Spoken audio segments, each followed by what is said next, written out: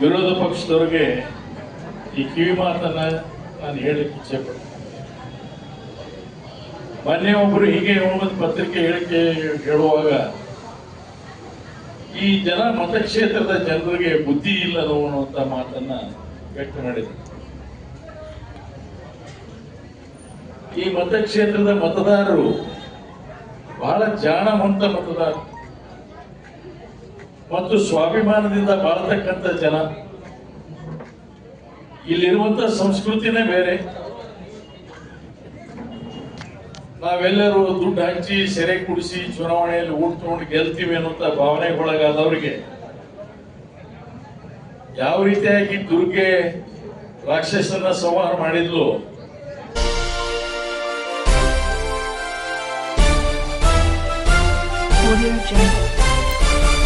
ಸುದ್ದಿಗಾಗಿ ಸಿದ್ದು ನ್ಯೂಸ್. ವಿರೋಧ ಪಕ್ಷದವರಿಗೆ ಈ ಕಿವಿ ಮಾತನ್ನ ನಾನು ಹೇಳಲಿಕ್ಕೆ ಇಚ್ಛೆ ಪಡ್ತೀನಿ. ಮೊನ್ನೆ ಒಬ್ಬರು ಹೀಗೆ ಒಂದು ಪತ್ರಿಕೆ ಹೇಳಿಕೆ ಹೇಳುವಾಗ ಈ ಜನ ಮತಕ್ಷೇತ್ರದ ಜನರಿಗೆ ಬುದ್ಧಿ ಇಲ್ಲ ಅನ್ನುವಂತ ಮಾತನ್ನ ವ್ಯಕ್ತ ಮಾಡಿದರು. ಈ ಮತಕ್ಷೇತ್ರದ ಮತದಾರರು ಬಹಳ ಜಾಣವಂತ ಮತದಾರರು ಮತ್ತು ಸ್ವಾಭಿಮಾನದಿಂದ ಬಾಳತಕ್ಕಂಥ ಜನ. ಇಲ್ಲಿರುವಂತ ಸಂಸ್ಕೃತಿನೇ ಬೇರೆ. ನಾವೆಲ್ಲರೂ ದುಡ್ಡು ಹಂಚಿ ಸೆರೆ ಕುಡಿಸಿ ಚುನಾವಣೆಯಲ್ಲಿ ಊಟ ತಗೊಂಡು ಗೆಲ್ತೀವಿ ಅನ್ನುವಂತ ಭಾವನೆಗೊಳಗಾದವರಿಗೆ ಯಾವ ರೀತಿಯಾಗಿ ದುರ್ಗೆ ರಾಕ್ಷಸನ ಸಂಹಾರ ಮಾಡಿದ್ಲು, ಹಾಗೆ ನಮ್ಮ ಎಲ್ಲ ಮತದಾರರು ಅವರ ಜೊತೆಗೂಡಿದಂತ ನಮ್ಮ ತಾಯಂದಿರು ಅಕ್ಕ ತಂಗಿಯರು ಆ ರಾಕ್ಷಸಗಳನ್ನ ಸಂಹಾರ ಮಾಡಲಿಕ್ಕೆ ಮುಂದೂ ಕೂಡ ಸಿದ್ಧರಿದ್ದಾರೆ ಅನ್ನುವಂತ ಕಿವಿ ಮಾತನ್ನು ಹೇಳ್ತೀನಿ. ನೈತಿಕ ತಳಹಾದಿ ಮೇಲೆ ಇರ್ತಕ್ಕಂಥ ರಾಜಕಾರಣ ಮಾಡೋರಿಗೆ ಪಾಠ ಕಲಿಸ್ಲಿಕ್ಕೆ ಮುದ್ದೇಬೇಳ ತಾಲೂಕಿನ ಮತದಾರರು ಬಹಳ ಜಾಗೃತವಾಗಿರ್ತಕ್ಕಂಥ ಮತದಾರರನ್ನು ಮರಿಬಾರ್ದು. ಇಲ್ಲಿ ಎಷ್ಟೇ ನೀವು ಜಾತಿಯ ಬೀಜವನ್ನ ಬಿತ್ತುವಂತ ಪ್ರಯತ್ನ ಮಾಡ್ತೀವಿ, ಅದು ನಡೆಯೋದಿಲ್ಲ. ಎಲ್ಲರೂ ಯಾಕಂದ್ರೆ ಒಂದಾಗಿ ಬಾಳಿದ್ದೇವೆ, ಸೋದರಾಗಿ ಬಾಳಿದ್ದೇವೆ, ಅಕ್ಕ ತಂಗಿಯರಾಗಿ ಬಾಳಿದ್ದೇವೆ, ಅಣ್ಣ ತಮ್ಮದರಾಗಿ ಬಾಳಿದ್ದೇವೆ, ಕಾಕ ಮಾವ ಅಂತ ಹೇಳಿ ಬಾಳಿದ್ದೇವೆ. ಅದಕ್ಕೆ ಕೆಲವು ವದಂತಿಗಳನ್ನು ಹಡಿಸುವಂತ ಪ್ರಯತ್ನ ಮಾಡ್ತಾ ಇದ್ವಿ. ಅಭಿವೃದ್ಧಿ ಆಗ್ತಾ ಇಲ್ಲ. ಇವರು ₹1 ಹಣವನ್ನ ತಂದಿಲ್ಲ. ₹1 ಹಣ ತರದೇ ಇದ್ರೆ ಇಷ್ಟೊಂದು ಕೆಲಸ ಹೇಗಾಗ್ತದೆ? ನಾನು ಹೇಳಬಾರದು, ರೊಕ್ಕ ದುಡ್ಡು ಸರ್ಕಾರದ ಖಜಾನೆಯಲ್ಲಿ ಇರಲಾರದಂತ ಪ್ರಸಂಗದಲ್ಲಿ ಕೂಡ ಇವರು ವರ್ಕ್ ಆರ್ಡರ್ ಇಶ್ಯೂ ಮಾಡ್ತಾರೆ. ಹಿಂದಿನ ಸರ್ಕಾರ ಆರ್ಥಿಕ ಅಸಿಸ್ತನ್ನ ಮಾಡಿದಂತ ಯಾವ್ದಾರ ಸರ್ಕಾರ ಅಂದ್ರೆ ಹಿಂದಿನ ಸರ್ಕಾರ ಆಗಿತ್ತು ಅನ್ನೋದನ್ನು ನಾವು ಯಾರು ಕೂಡ ಮಾಡ್ತೇವೆ. ಅಷ್ಟು ಅಶಿಸ್ತಿನ ವರ್ತನೆಯಿಂದ ನಾವು ಅಭಿವೃದ್ಧಿ ಮಾಡಿದ್ದೇವೆ ಅನ್ನುವಂಥದ್ದನ್ನ ಹೇಳೋದಾದ್ರೆ ಇದಕ್ಕೆ ಕೊಳ್ಳೆ ಹೊಡೆಯಲ್ಲದೆ ಕೊಳ್ಳೆ ಹೊಡೆದಾರೆ ಅನ್ನುವಂಥ ಬದಲಾಗಿ ಮತ್ತೇನು ಹೇಳಬೇಕು? ಇದು ನಿಜವಾಗಿ ಕೊಳ್ಳೆ ಹೊಡೆದಂಥದ್ದೇ ಮಾಡಿದಂಥ ಕೆಲಸ.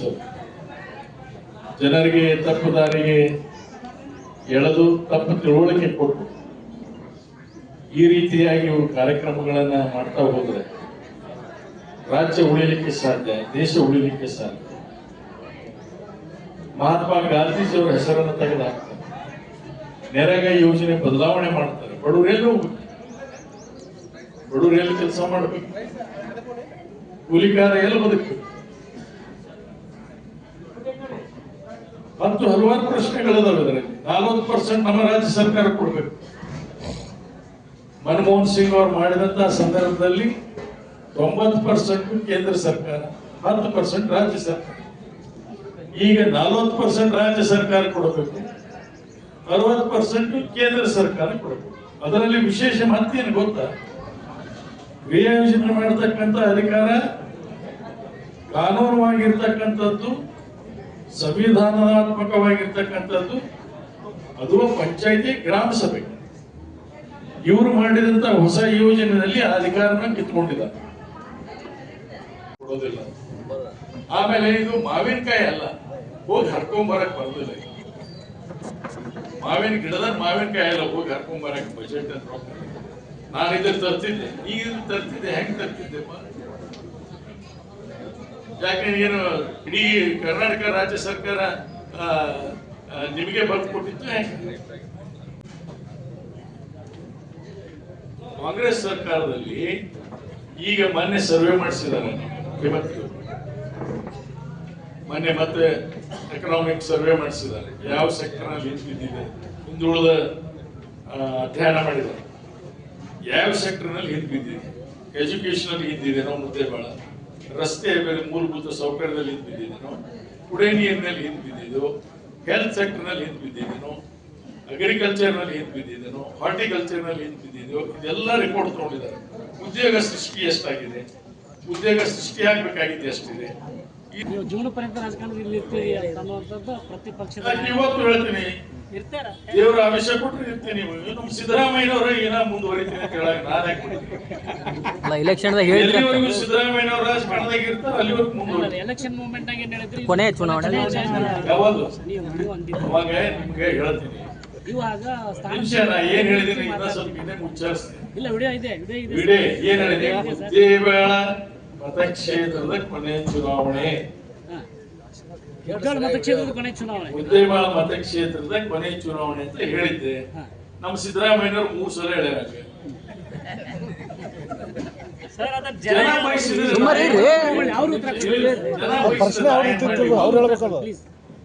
ಬಯಸಿದ್ರೆ ನಾ ಏನ್ ಮಾಡಕ್ಕೆ. ಎರಡನೇದು ಮತಕ್ಷೇತ್ರ ಡಿಲಿಮಿಟೇಷನ್ ಆಗುತ್ತೆ ಅನ್ನುವಂಥದ್ದು ನನಗೆ ಆ ಕಲ್ಪನಾ ಅವಾಗ ಇತ್ತು. ಖಂಡಿತವಾಗಿ ಮತಕ್ಷೇತ್ರದ ಡಿಲಿಮಿಟೇಷನ್ ಆ ಹಿನ್ನೆಲೆಯಲ್ಲಿ ಆ ಊಹೆಯಿಂದ ನಾ ಹೇಳುತ್ತೇನೆ. ಮತಕ್ಷೇತ್ರ ಹೆಸರುಗಳು ಬದಲಾಗ್ತವೆ, ಕ್ಷೇತ್ರಗಳು ಚೇಂಜ್ ಆಗ್ತವೆ,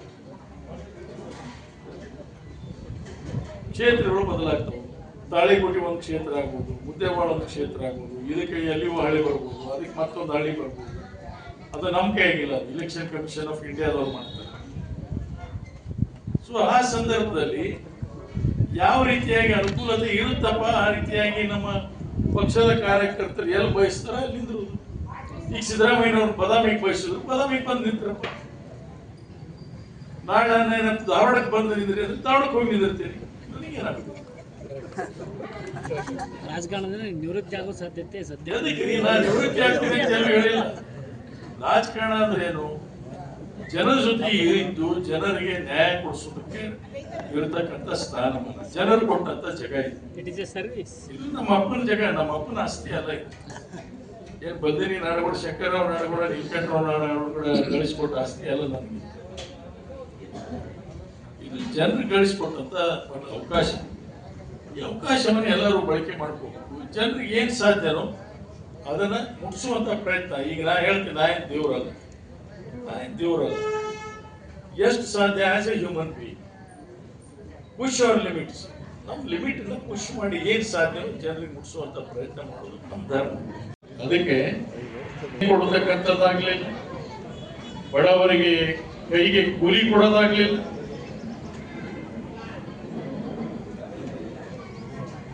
ಇವತ್ತು ಸುಮಾರು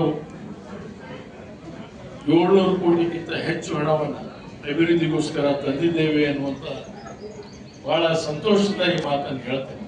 700 ಕೋಟಿಗಿಂತ ಹೆಚ್ಚು ಹಣ ಈ ತಾಲೂಕಿಗೆ, ಅದು ಪುರಸಭೆಗಾಗಿರ್ಬೋದು, ರಸ್ತೆ ಆಗಿರ್ಬೋದು, ನೀರಾವರಿ ಆಗಿರ್ಬೋದು, ಸಣ್ಣ ನೀರಾವರಿ ಆಗಿರ್ಬೋದು, ಕೃಷಿ ಆಗಿರ್ಬೋದು, ಕೃಷಿ ಇಲಾಖೆ ಆಗಿರ್ಬೋದು, ತೋಟಗಾರಿಕೆ ಇಲಾಖೆ ಆಗಿರ್ಬೋದು, ಎಲ್ಲದರಲ್ಲಿ ಕೂಡ ನಮ್ಮ ಪಾಲಿನ ಹಕ್ಕನ್ನು ನಾವು ಪಡೆದಿದ್ದೇವೆ. ಆದರೆ ಇನ್ನೂ ಹೆಚ್ಚು ಪಡಿಬೇಕು ಅನ್ನುವಂಥ ಆಸೆ ನಮ್ದು ಯಾವಾಗಲೂ ಕೂಡ ಇರ್ತಕ್ಕಂಥದ್ದು.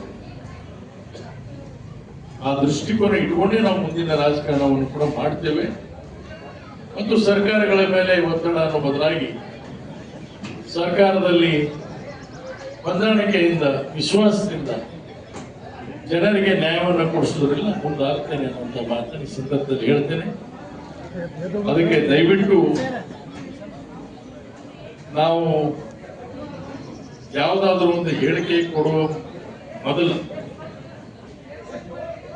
ಒಂದು 10 ಸಲ ಆಲೋಚನೆ ಮಾಡಬೇಕು. ಯಾಕಂದ್ರೆ ಒಂದು ಶಾಸಕರಾದ ಮೇಲೆ ಬಹಳ ಜವಾಬ್ದಾರಿ ಬರಬೇಕು. ಶಾಸಕರಂದ ಮೇಲೆ ಬೇರೆಯವ್ರಿಗಿಂತ ಸ್ವಲ್ಪ ಭಿನ್ನವಾಗಿದ್ದೇವೆ ಅಂತ ನಮ್ಮನ್ನು ಶಾಸಕರಾಗಿ ಮಾಡಿರ್ತಾರೆ, ಪಕ್ಷದವ್ರು ಆರಿಸಿರ್ತಾರೆ. ಶಾಸಕರಿದ್ದಾಗ ಒಂದು ನಮ್ನಿ, ಮಾಜಿ ಆದ್ಮೇಲೆ ಒಂದು ನಮ್ನಿ ಆಗುದಾದ್ರೆ ಬಹಳಷ್ಟು ಮಂದಿ ಇನ್ಮೇಲೆ ಶಾಸಕರ ಆಗೋರು ಅದಾರ. ಆ ಪಾರ್ಟಿಯಾಗ ಬಿಜೆಪಿ ಪಾರ್ಟಿಯಾಗೂ ಬಹಳಷ್ಟು ಮಂದಿ ಶಾಸಕರಂತ ಆಸೆ ಪಡೋರು ಬಹಳ ಮಂದಿ ಅದಾರ.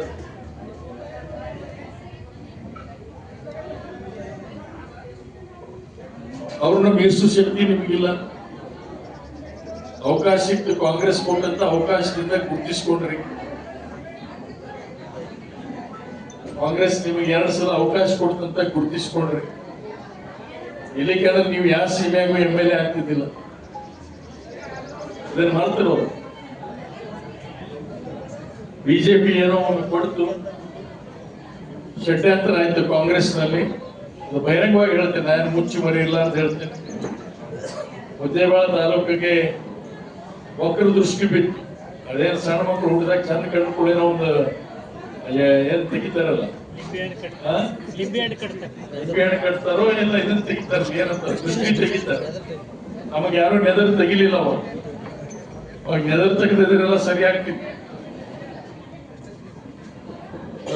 ಕೆಲವೊಂದು ಷಡ್ಯಂತ್ರ ಅದು ಅದ್ರೆ ಮುಚ್ಚು ಮರಿ ಇಲ್ಲ ಅಂದ್ರೆ ಎಲ್ಲ ಗೊತ್ತಿದ್ರು ಅನ್ನಕ್ ಬರೋದಿಲ್ಲ. ರಾಜಕೀಯಲ್ಲಿ ಶಿಸ್ತಿನ ಉಲ್ಲಂಘನೆ ಮಾಡ್ದಂಗ ಆಗ್ತದೆ. ದೇವ್ರು ಎಲ್ಲರಿಗೂ ಒಂದು ಟೈಮ್ ಕೊಡ್ತಾನೆ. ಅದನ್ನ ಮಾಡಿದವ್ರು ಯಾರಿಗೆ ಚಂದ ಕಂಡಿದೆ ಅವ್ರು ಅನುಭವಿಸ್ತಾರೆ. ಮುಂದೆ ಎಲ್ಲರಿಗೂ ಒಂದಿರುತ್ತೆ, ಅತ್ತಿಗೊಂದು ಕಾಲ, ಸೊಸಿಗೊಂದು ಕಾಲ ಅಂತ ಇರುತ್ತೆ. ಇಲ್ಲಿಂದ ನಿಮಗೆ ಬೆಂಬಲ ಸಿಕ್ತು, ಆರಿಸಿ ಬಂದ್ರಿ, ಅದು ಖಾಯಮಾಗಿ ಸಿಗುತ್ತಂತ ತಿಳ್ಕೊಬೇಡ. ಅದಕ್ಕೆ ಬಹಳ ಜಾಗೃತರಾಗಿರ್ರಿ. ವೈಯಕ್ತಿಕ ಟೀಕೆ ಮಾಡೋ ಬದಲಾಗಿ ಅಭಿವೃದ್ಧಿಯಲ್ಲಿ ಎಲ್ಲರೂ ಕೂಡಿ ಅಭಿವೃದ್ಧಿ ಕಡೆ ಲಕ್ಷ್ಯ ಕೊಡೋಣ. ಕ್ಷುಲ್ಲಕ ರಾಜಕಾರಣ ಮಾಡೋದು ಕಡೆ ಕಡಿಮೆ ನಮ್ಮ ಗಮನ ಕೊಡೋಣ. ನೈಜ ಜನ, ಒಳ್ಳೆಯ ಜನಕ್ಕೆ, ಯುವಕರಿಗೆ ಮಾರ್ಗದರ್ಶನ ಮಾಡಿ ಅವ್ರಿಗೆ ಒಳ್ಳೆಯ ಒಂದು ನೀತಿವಂತವಾಗಿರ್ತಕ್ಕಂಥ ರಾಜಕಾರಣಕ್ಕೆ ಒಂದು ಬುನಾದಿ ಹಾಕ್ತಕ್ಕಂಥ ಕೆಲಸ ನಾವೆಲ್ಲರೂ ಕೂಡಿ ಮಾಡುವ. ಆ ಪ್ರೋಗ್ರಾಮು ಇವತ್ತು ಕೇಂದ್ರದ ಸರ್ಕಾರದಲ್ಲಿ ಅಪ್ರೂವಲ್ ಆಗಬೇಕು.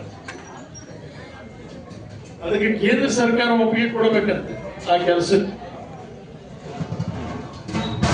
ಅಂದ್ರೆ ಇದಕ್ಕೆ ನೀವು ಯಾವ ರಾಜಕಾರಣ ಅಂತೀರಿ? ಇದಕ್ಕೆ ಏನಂತ ಕರಿಬೇಕು? ಚುನಾಯಿತ ಪ್ರತಿನಿಧಿಗಳ ಅಧಿಕಾರವನ್ನು ಕಿತ್ಕೊಳ್ಳುವ ಮಟ್ಟಕ್ಕೆ ಹೋಗ್ತೀರಿ, ಸುಳ್ಳು ಹೇಳಿಕೆಗಳನ್ನ ಕೊಡ್ತೀರಿ, ಜನರನ್ನ ತಪ್ಪುದಾರಿಗೆ ಎಳಿತೀರಿ, ಕಾಂಗ್ರೆಸ್ ಟೀಕೆ ಮಾಡ್ತೀರಿ. ಮತ್ತು ಕಾಂಗ್ರೆಸ್ ಟೀಕೆ ಮಾಡಿದ್ರೆ ನಾವು ಇಂಥ ಕಾರ್ಯಕ್ರಮ ಕೊಡ್ಲಿಕ್ಕೆ ಸಾಧ್ಯ ಇಲ್ಲ, ಅಭಿವೃದ್ಧಿ ಮಾಡ್ಲಿಕ್ಕೆ ಸಾಧ್ಯ ಇಲ್ಲ. ನಮಗೆ ಬರುವಂತ ನೀರಾವರಿ ಯೋಜನೆಗೆ ನೀವು ಹಣ ಕೊಡ್ತಾ ಇಲ್ಲ. ನೀರಾವರಿದ ನಮ್ಮ 524 ಕೃಷ್ಣ ನೀರಾವರಿ ಯೋಜನೆ ನಮ್ಮ ಆಲಮಟ್ಟಿದು ಇವತ್ತಿಗೂ ನೋಟಿಫಿಕೇಶನ್ ಮಾಡ್ತಾ ಇಲ್ಲ.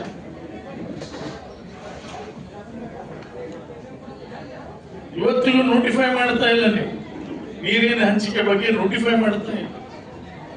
ಹೀಗಾಗಿ ಎಲ್ಲ ಇವತ್ತು ಕೃಷ್ಣ ಅಪಾರ ಕೃಷ್ಣ ಯೋಜನೆಗಳು ನೆನೆಗುಂದಿಗೆ ಬಿದ್ದಿದ್ದಾವೆ. ಯಾಕಂದ್ರೆ ನಾವು ನೀರಾವರಿ ಯೋಜನೆಗಳನ್ನು ಕೈಗೊಳ್ಳಕ್ಕೆ ಆಗೋದಿಲ್ಲ. ಇದು ಜನರು ರೊಚ್ಚಿಗಳಬೇಕು. ಅಪಾರ ಕೃಷ್ಣ ಯೋಜನೆಯಲ್ಲಿ ಬರ್ತಕ್ಕಂಥ ಎಲ್ಲ ರೈತರು ರೊಚ್ಚಿಗಳಬೇಕು. ನಮಗೆ ಇನ್ನು 75 TMC ನೀರು ಹೆಚ್ಚಿಗೆ ಸಿಗುವುದರಿಂದ ಎಷ್ಟು ನೀರಾವರಿ ಮಾಡಲಿಕ್ಕೆ ಸಾಧ್ಯ ಅನ್ನೋದನ್ನು ಆಲೋಚನೆ ಮಾಡಬೇಕು. ಯಾರಿಗೆ ವಂಚನೆ ಮಾಡ್ತಾ ಇದ್ದಾರೆ? ಮತದಾರರಿಗೆ, ಜನರಿಗೆ, ರೈತರಿಗೆ, ನೌಕರಿ ಮಾಡತಕ್ಕಂಥವ್ರಿಗೆ ಎಲ್ಲರಿಗೂ ಕೂಡ ಅನ್ಯಾಯ. ಇದೆಲ್ಲ ಅರ್ಥ ಮಾಡ್ಕೋಬೇಕು. ರಾಜಕಾರಣ ಕೇವಲ ಯಾವುದೇ ಒಂದು ಸೇಡಿನ ಮನೋಭಾವದಿಂದ ವಿಷ ಬೀಜವನ್ನು ಬಿತ್ತಿ ರಾಜಕಾರಣ ಮಾಡ್ತಕ್ಕಂಥದ್ದಲ್ಲ.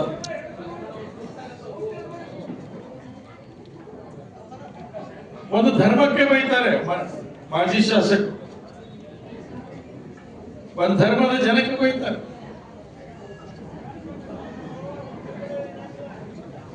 ಬೇದನ ನಿಮಗೇನಾದ್ರೂ ಸ್ವರ್ಗ ಸಿಗುತ್ತಂತ ತಿಳ್ಕೊಂಡಿರ, ಲಾಭ ಸಿಗುತ್ತಂತ ತಿಳ್ಕೊಂಡಿರ. ನೀತಿವಂತ ರಾಜಕಾರಣ ಮಾಡ್ತಕ್ಕಂಥ ಜನರು ಇವತ್ತಿಗೂ ಕೂಡ ಜೀವಂತವಾಗಿರುವುದರಿಂದ ಇಲ್ಲಿಯ ಬದಲಾವಣೆ ಆಗಿದೆ ಅನ್ನೋದನ್ನ ನಾವು ಯಾರು ಕೂಡ ಮರಿತಕ್ಕಂಥ. ಬರುವಂತ ದಿವಸದಲ್ಲಿ ನಾಗರಬೆಟ್ಟಿ ನೀರಾವರಿಯನ್ನು ನಾವು ಅರ್ಪಣೆ ಮಾಡ್ತೀವಿ. ಇವ್ರು ಬಂದು ನೀರಾವರಿ ಯೋಜನೆ ಮಾಡಿದ್ರ, ಹೇಳಿ, ಕೆರೆ ತುಂಬು ಯೋಜನೆ ಮಾಡಿದ್ರ, ಒಂದ್ ಯೋಜನೆ ಮಾಡಿದ್ರೆ ಕೇಳ್ತೀನಿ.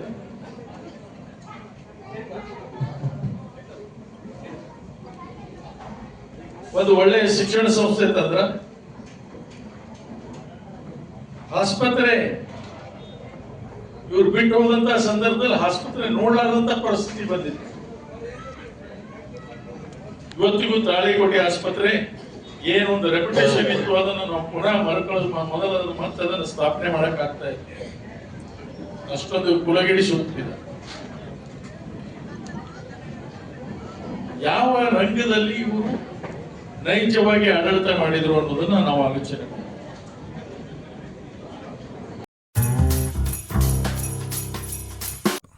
ಜಾಹೀರಾತುಗಳಿಗಾಗಿ ಸಂಪರ್ಕಿಸಿ. ಹೆಚ್ಚಿನ ವಿಡಿಯೋಗಳಿಗಾಗಿ ನಮ್ಮ ಚಾನಲನ್ನು ಶೇರ್ ಮಾಡಿ, ಹಾಗೆ ಸಬ್ಸ್ಕ್ರೈಬ್ ಮಾಡಿ. ಯಾಕೆಂದರೆ ನಮ್ಮ ಸುದ್ದಿಗಳು ನಿಮಗೆ ಬೇಗನೆ ತಲುಪುತ್ತವೆ.